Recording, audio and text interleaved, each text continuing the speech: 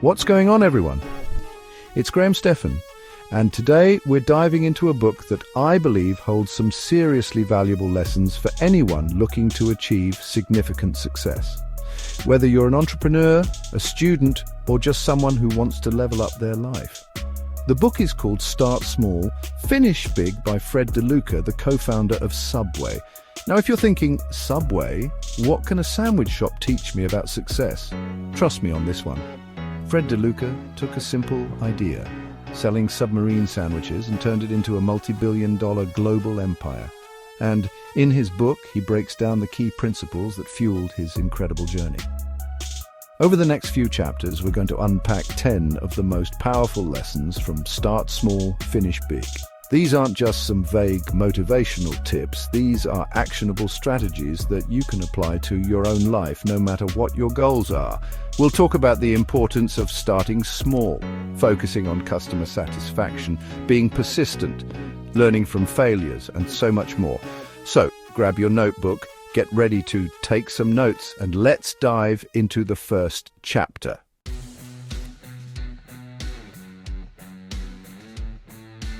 One of the biggest takeaways from Start Small, Finish Big is the power of starting with a simple, clear idea.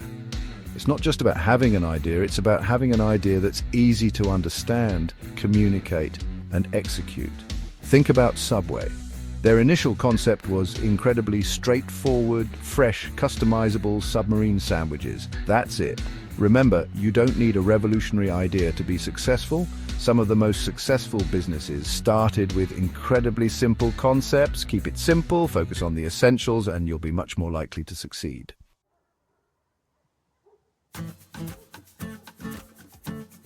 All right, let's move on to another crucial lesson from Fred DeLuca, the importance of customer satisfaction. This might seem like a no-brainer, but you'd be surprised how many businesses fail to prioritize their customers' needs. DeLuca understood that without happy customers, you don't have a business, you have a hobby. And he instilled this customer-centric approach into the very DNA of Subway. He constantly emphasized the importance of providing excellent service, offering fresh ingredients, and creating a welcoming atmosphere in every Subway restaurant. Now, you might be thinking, okay, Graham, but how do I actually put this into practice? Well, it starts with listening to your customers. What are they saying about your product or service? What are their pain points? What suggestions do they have for improvement?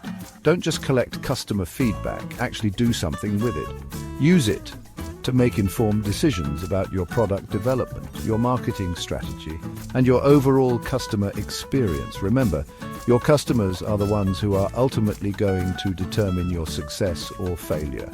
One of the things that impressed me most about Fred DeLuca's approach to customer satisfaction was his willingness to embrace feedback, even negative feedback. He understood that complaints weren't something to be feared or avoided. They were valuable opportunities to learn and improve. DeLuca encouraged Subway franchisees to actively solicit feedback from their customers and to use that feedback to make their restaurants the best they could be. He knew that even a single negative experience could potentially turn a customer away for good. Now, I know it can be tough to hear criticism, especially if you've poured your heart and soul into your business, but trust me, it's much better to hear it directly from your customers than to find out about it indirectly through negative online reviews or, even worse, declining sales. View every piece of feedback, whether positive or negative, as a gift. It's an opportunity to grow, to improve, and to build a stronger, more customer-centric business. Remember, the goal isn't to please every single customer. That's impossible. The goal is to consistently strive to provide the best possible experience for the majority of your customers.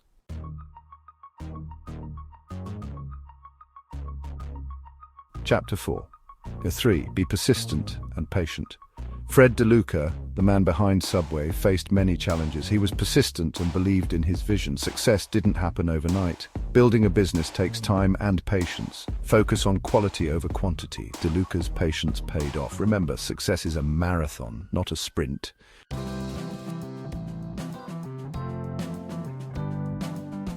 Chapter 5.4. Learn from failures. Failure is inevitable, but it's a chance to learn and grow. Fred DeLuca faced setbacks, but learned from them. He didn't let failures define him. Instead, he adapted and came back stronger. Learn from mistakes, adjust and move forward.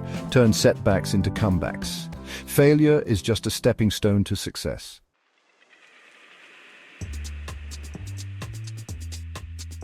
Chapter 6. 5. Adapt to changes. The world of business is constantly evolving. What worked yesterday might not work tomorrow, and if you're not willing to adapt, you'll get left behind. Just look at all the once mighty companies that failed to innovate and eventually went extinct. Fred DeLuca understood this principle better than most. He knew that to stay ahead of the curve, Subway had to be flexible and willing to change with the times. This meant constantly evaluating the market, listening to customers, and making adjustments to their menu, marketing, and overall strategy. For example, when the health food craze hit in the 1990s, Subway was one of the first fast food chains to jump on board. They introduced a variety of healthier options like fresh vegetables, lean meats, and whole wheat bread, which helped them attract a whole new demographic of health-conscious consumers.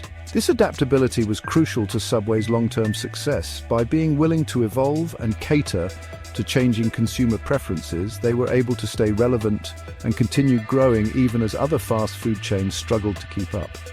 Another example of Subway's adaptability is their international expansion. They didn't just try to force-feed the same menu and marketing strategies to different cultures. Instead, they took the time to understand local tastes and preferences and adapted their offerings accordingly. For example, in India, where vegetarianism is prevalent, Subway introduced a variety of vegetarian subs and salads. In China, they offer unique flavors and ingredients that cater to local palates. This willingness to adapt has allowed Subway to become a truly global brand with restaurants in over 100 countries worldwide. They understood that a one-size-fits-all approach wouldn't work in the long run and that embracing diversity was the key to global success. So, whether you're running a small business or just navigating your own career, remember the importance of adaptability. Stay informed about industry trends, be open to new ideas, and don't be afraid to make changes when necessary. As the saying goes, the only constant is change, and those who embrace it are the ones who thrive.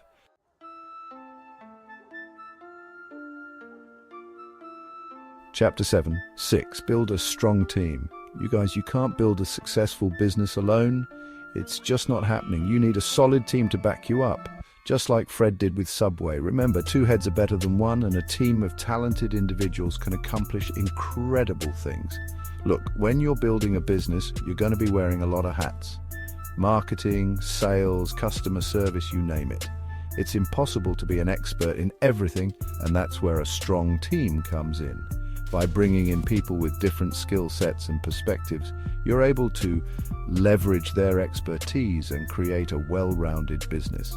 Plus, having a team allows you to divide and conquer tasks, leading to increased efficiency and productivity.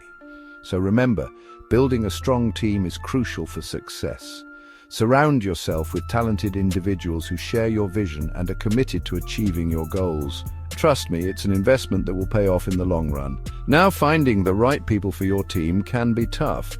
It's like finding a needle in a haystack sometimes, but there are a few things you can do to increase your chances of finding your A-team. First off, define your needs. Before you even start looking for new team members, take a hard look at your business and identify the areas where you need help. What skills are you missing?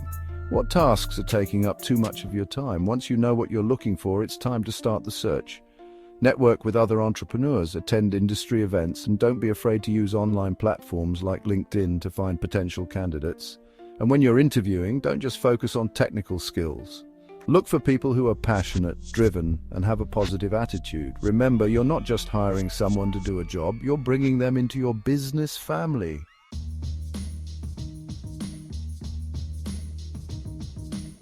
Chapter 8.7. Keep costs low. One of the biggest mistakes I see entrepreneurs make is overspending in the early stages of their business. They think they need a fancy office, expensive equipment, and a huge marketing budget to be successful. But that's just not true, guys. In fact, I'd argue that being frugal and keeping your costs low is even more important when you're first starting out. Remember, cash flow is king, and every dollar you save is a dollar you can reinvest back into your business. Now, Being frugal doesn't mean being cheap, it means being smart with your money and finding ways to get the most out of every dollar. For example, instead of renting out a huge office space, consider working from home or using a co-working space. And instead of hiring a full-time employee for every role, think about outsourcing or using freelancers. Look, I get it. It's tempting to want the best of everything for your business, but trust me, you don't need to spend a fortune to be successful. In fact, some of the most successful businesses I know started out with very little overhead. One of the best ways to keep costs low is to negotiate, whether it's with suppliers, vendors, or even landlords. Don't be afraid to ask for a better deal. The worst they can say is no. Another smart strategy is to embrace technology. There are so many affordable software programs and online tools available that can automate tasks, streamline your workflow, and save you money in the long run. And finally, track your expenses like a hawk. Use a budgeting app, create spreadsheets, whatever works for you. But make sure you know where every dollar is going so you can identify areas where you can cut back.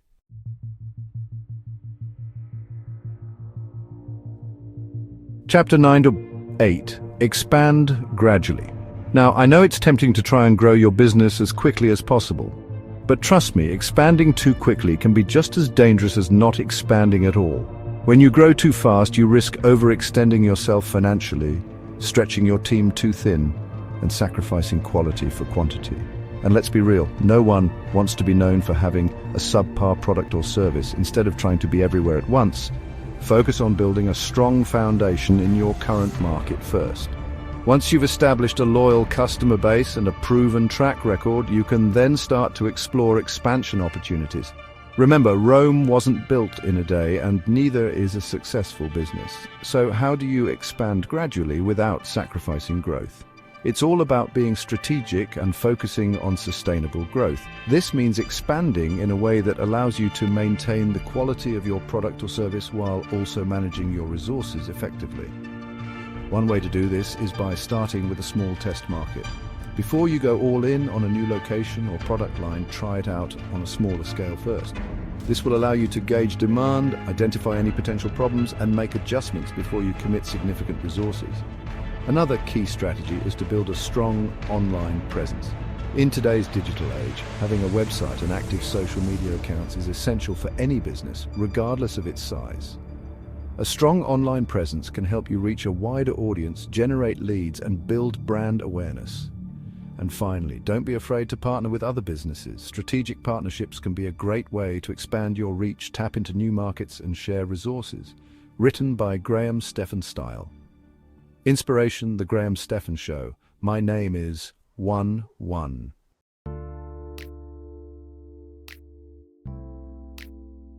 Chapter 10. 9. Maintain a positive attitude. A positive attitude is crucial for any entrepreneur. It's easy to get bogged down by challenges, but maintaining a positive outlook can make all the difference. Approach problems with a mindset focused on solutions, learning, and growth. Remember, your attitude determines your altitude. Embrace challenges as opportunities for growth. With a positive attitude and belief in yourself, you can navigate challenges and come out on top.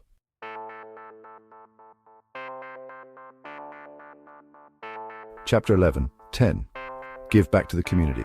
Giving back to the community is essential for any business. Fred DeLuca made it a core value of Subway. He established the Peter Buck and Fred DeLuca Foundation. Subway supports organizations like the American Heart Association. Social responsibility strengthens your brand. Even small businesses can make a difference. Start by identifying causes you're passionate about. Find creative ways to integrate support into your business. Remember, every little bit helps. Giving back creates a positive community and long-term success. Use your success to create a better world.